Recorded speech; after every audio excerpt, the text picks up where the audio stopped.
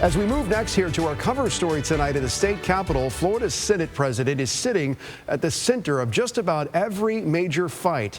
Next legislative session, from property taxes and redrawing voting maps to guns, artificial intelligence, even vaccines. And tonight, our Capitol reporter Forrest Saunders is asking the president where he stands on all of those issues.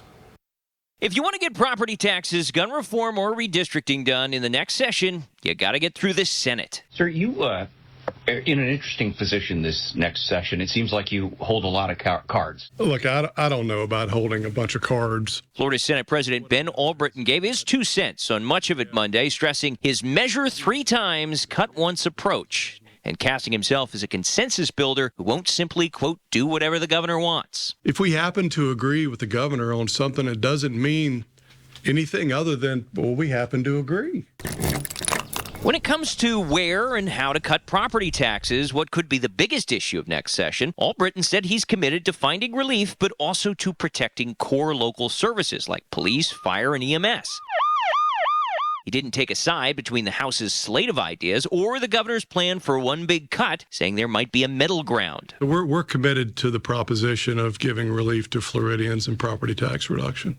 The goal is to build balance. On guns, Albritton has previously taken issue with rolling back post-Parkland reforms like returning the long gun purchase age to 18 from 21. It's a move House Republicans have backed for years, and this time he's sounding more open-minded. I'm going to give you an answer, but I want to be clear to everybody in the room. I am not the king of the Florida Senate. We'll see where the Senate ends up on it.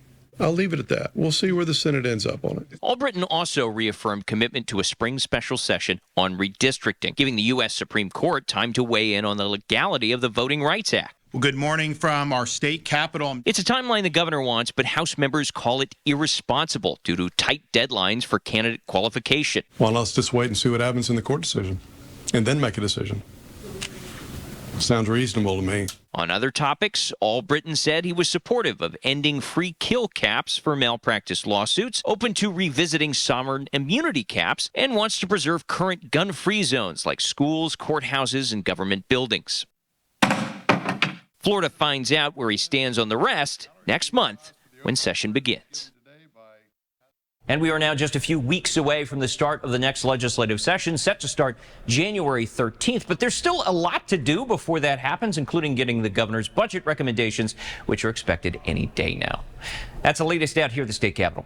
I'm Forrest Saunders reporting.